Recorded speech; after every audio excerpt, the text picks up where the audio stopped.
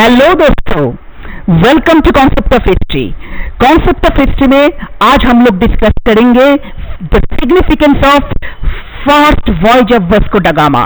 पिछले वीडियो में हम लोग देख चुके हैं वास्को दा गामा का first voyage, experience of Vasco da Gama in India and returning voyage of Vasco da Gama. और आज हम लोग डिस्कस करेंगे निश्चित रूप में significance of first voyage of Vasco da gamma.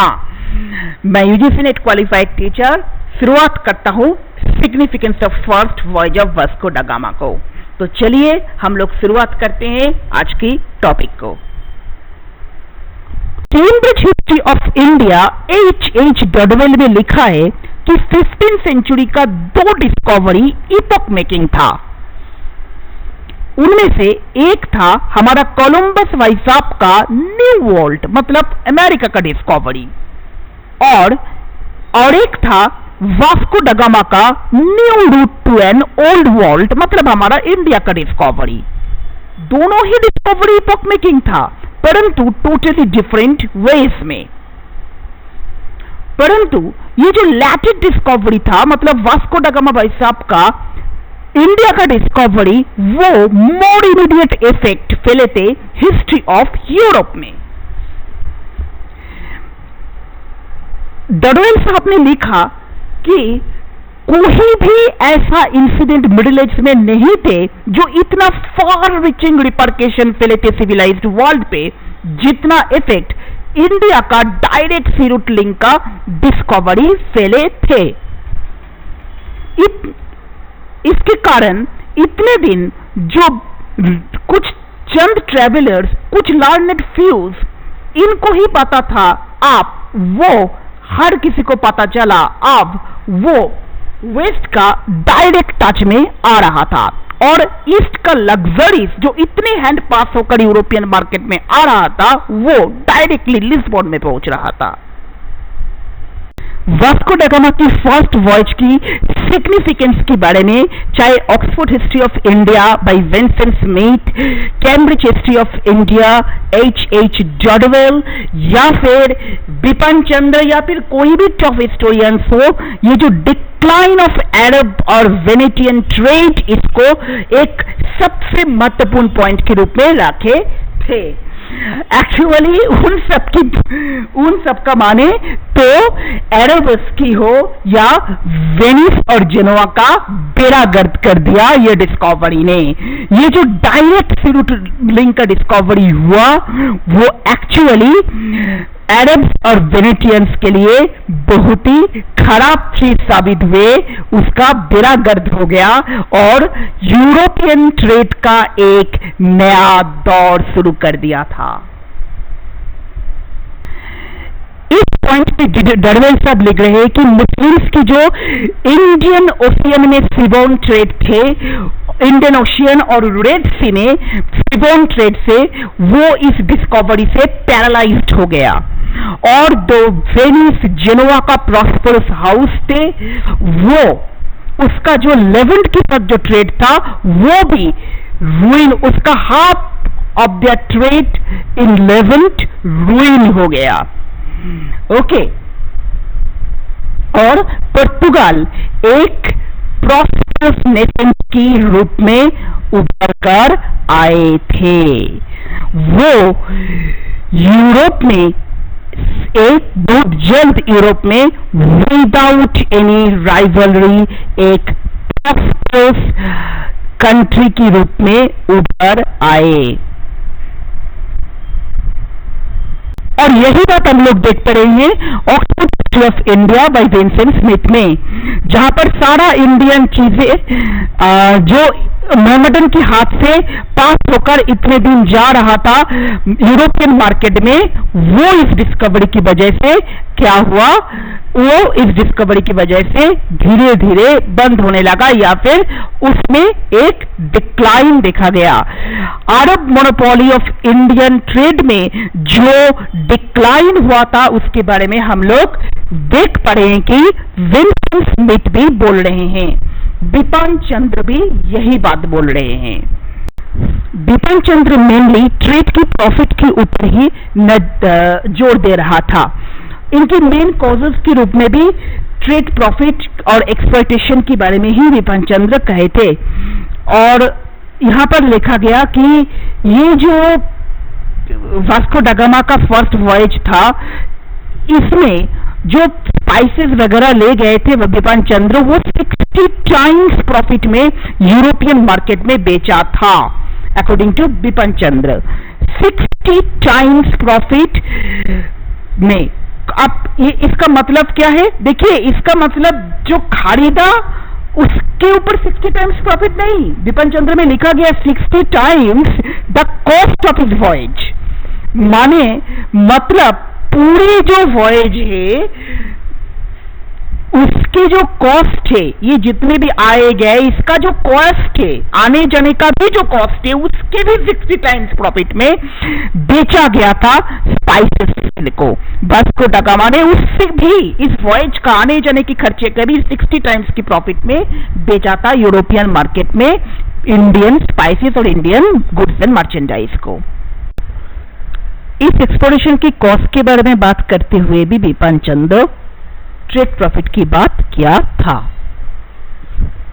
Vipin चंद्र की भाषा में बोले तो waste European states and merchants ने एक न्यू और सेफर रूट्स का अनुसंधान शुरू कर दिया।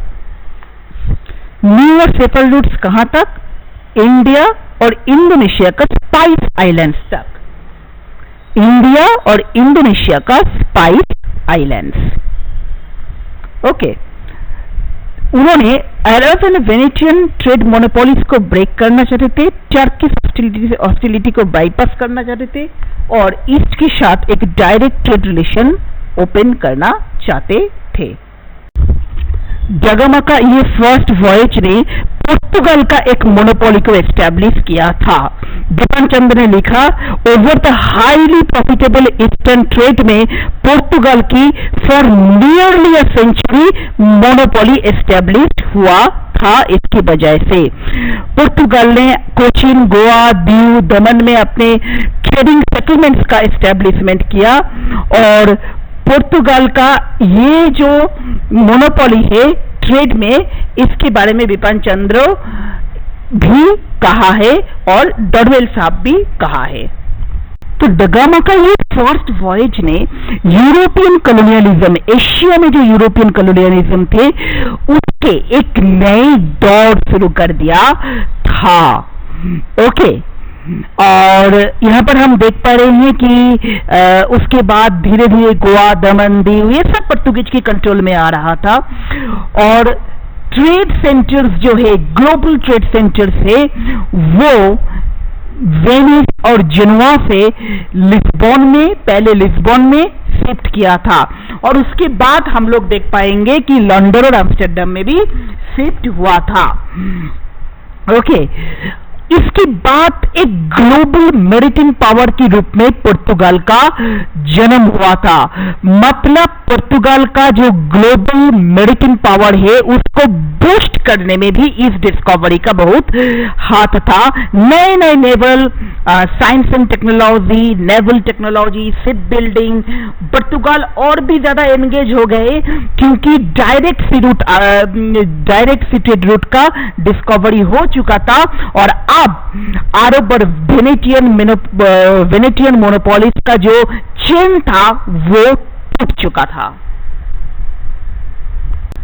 अब देखिए, इसके साथ ग्लोबल इकोनॉमिक्स का इंटीग्रेशन देखा गया क्योंकि इस डिस्कवरी में, क्योंकि सी रूट डिस्कवरी हो चुका था, यूरोप से इंडिया तक पूरा डिस्कवरी हो चुका था और कहां पर गया था? यस, अफ्रीका का केप ऑफ गुड होप को राउंड मार के गया था। सी रूट तो आपको दिखाया और भी देख लीजिए, राउंड मार के गया था अफ्रीका का केप ऑफ गुड होप को और अफ्रीकन कंट्रीज को, मोम्बासा को, मालिंदी को, ये सब होकर गया था ना, मोम्बासा, मालिंदी ये सब होकर गया था ना।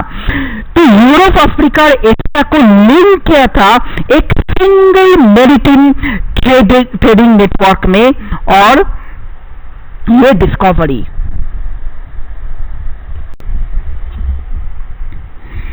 इसके बाद हम लोग देख पा रहे हैं कि इंडियन ओशियन का मिलिटराइजेशन भी हो रहा था, नेवल वेयरफेयर, फोर्टिफिकेशन, ये सब स्टार्ट हो गया, बिगिन हो गया। पुर्तगाल के पास सुपीरियर नेवल टेक्नोलॉजी थे, जिसको देकर अफ्रीका और एशिया में उन्होंने विशेष रूप से इंडियन ओशियन में अपना वर्चस्व उसके बाद तैयार करे। अल्मेडिया का ब्लू वाटर पॉलिसी, ये सब हम लोग देख पाएंगे। पायरेसी शुरू हुआ, उसके बाद कॉन्फ्लिक्ट हुआ यूरोपियन और इंडियन कोस्टल पावर्स में, और यूरोपियन राइवल्स में भी कॉन्फ्लिक्ट शुरू हुआ, फ्रेंच में हो, डच में हो, पुर्तगीज में हो, ये सब हम लोग जानते हैं। और ये सब कुछ का शुरुआत कहां से हुआ?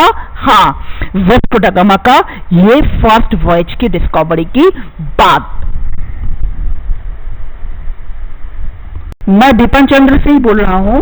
बिपिन चंद्र ने लिखा कि फ्रॉम द बिगिनिंग पोर्तुगीज ने यूज ऑफ फोर्स को ट्रेड के साथ कंबाइन किया था, मतलब सत्ता, उनकी सुपीरियर नेवल टेक्नोलॉजी, ये शुरुआत से ही पोर्तुगीज लोग दिखाए थे।